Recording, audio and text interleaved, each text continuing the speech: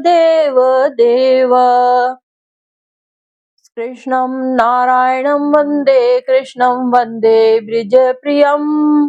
कृष्णं द्वैपायनं वन्दे कृष्णं वन्दे पृथासुतम्। सच्चिदानन्दरूपाय विश्वोत्पत्त्यादिहेतवे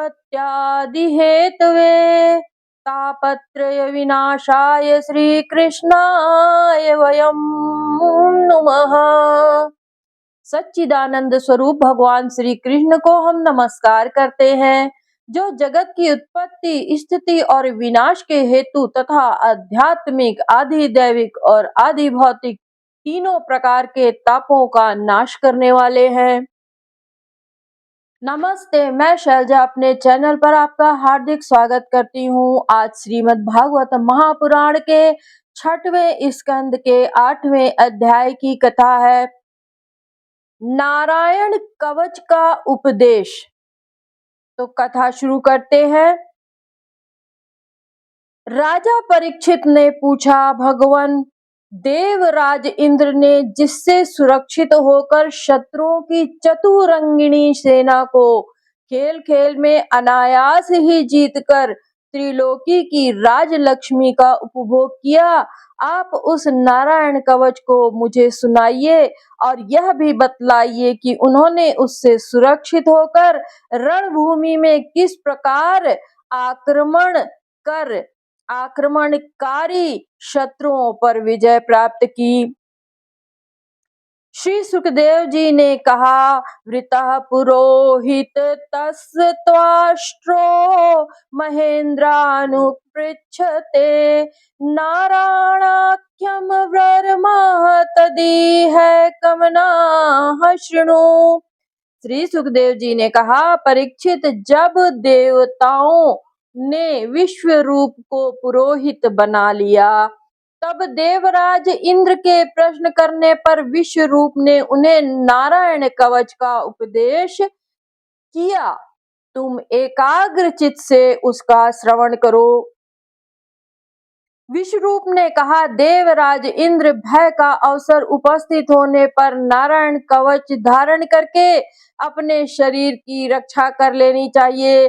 उसकी विधि यह है, धौतांघ्रिपाणि राचम्य सपवित्र उद्यंग मुख कृतासंग करन्यासो मंत्राभ्याम वाग्यतः शुचिः।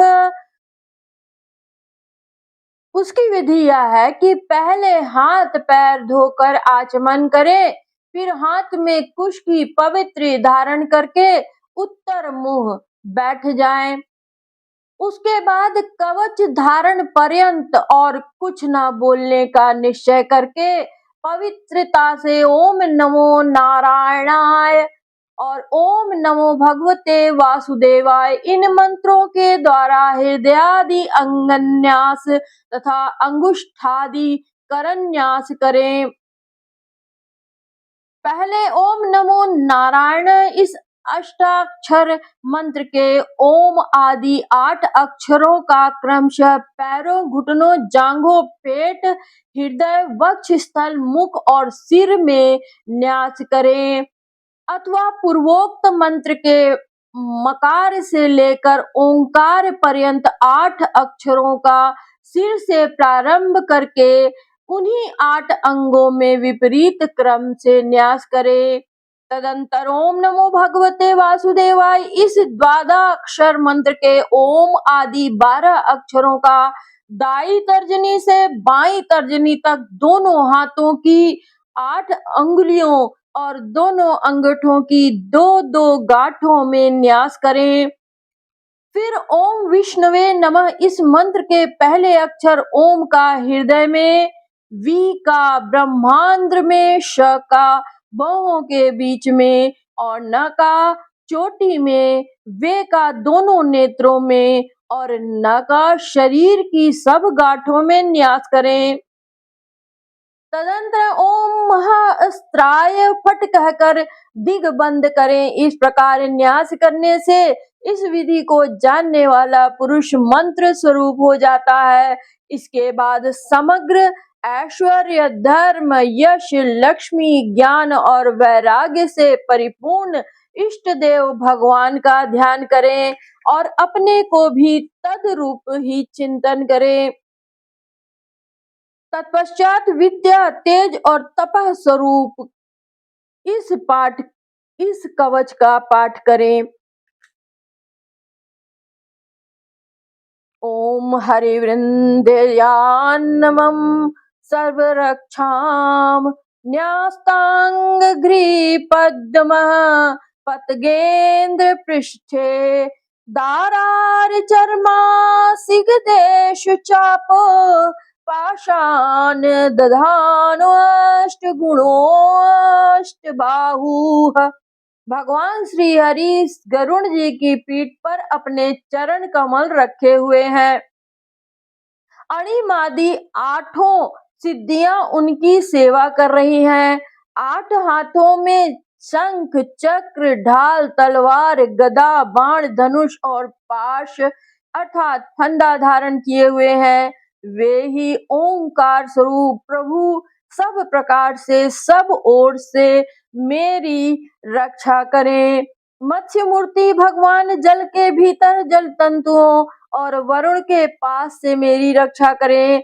माया से ब्रह्मचारी का रूप धारण करने वाले वामन भगवान स्थल पर और विश्व रूप श्री त्रिविक्रम भगवान आकाश में मेरी रक्षा करें। जिनके घोर अट्टहास से सब दिशाएं गूंज उठी थीं और गर्भवती दैत्य पत्नियों के गर्भ गिर गए थे, वे दैत्य यूथ पतियों के शत्रु भगवान नरसिंह किले, जंगल, रणभूमि आदि विकट स्थानों में मेरी रक्षा करें। अपनी दाढ़ों पर पृथ्वी को धारण करने वाले यज्ञ मूर्ति वाराह भगवान मार्ग में परशुराम जी पर्वतों के शिखरों पर और लक्ष्मण जी के सहित भरत के बड़े भाई भगवान श्री रामचंद्र प्रवास के समय मेरी रक्षा करें। भगवान नारायण मारण, मोहन आदि भयंकर अभिचारों और सब प्रकार के प्रमादों से मेरी रक्षा करें।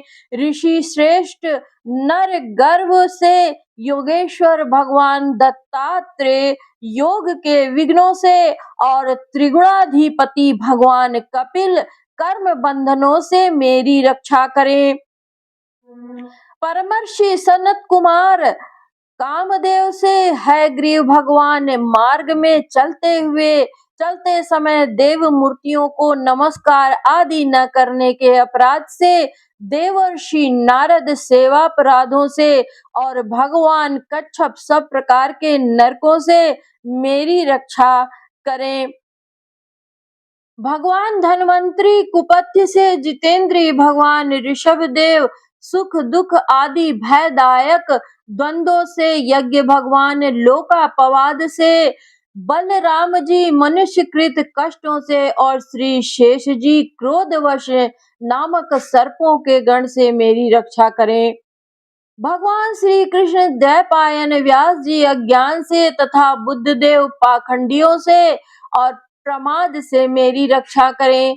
धर्म रक्षा के लिए महान अवतार धारण करने वाले भगवान कल की पाप बहुल कलिकाल के दोषों से मेरी रक्षा करें।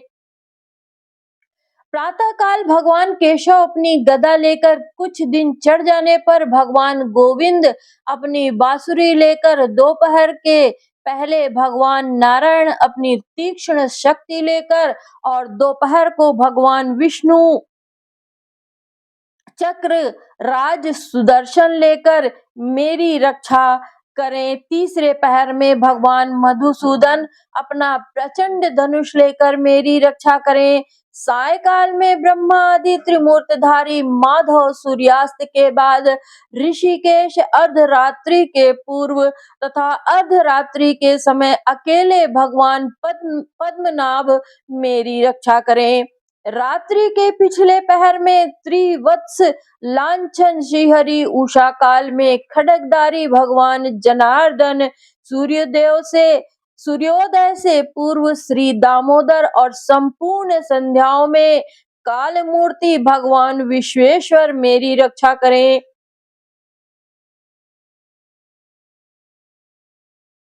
सुदर्शन आपका आकार चक्र रथ के पहिए की तरह है। आपके किनारे का भाग प्रलयकालीन अग्नि के समान अत्यंत तीव्र है।